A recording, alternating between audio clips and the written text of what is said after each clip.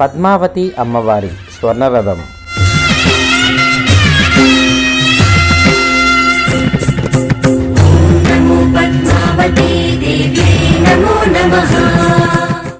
శ్రీ పద్మావతి అమ్మవారి కార్తీక బ్రహ్మోత్సవాలలో భాగంగా 6వ రోజు సాయంత్రం స్వర్ణరథంలో పద్మావతి అమ్మవారు సౌభాగ్యలక్ష్మి అలంకరణలో దర్శనమిచ్చారు.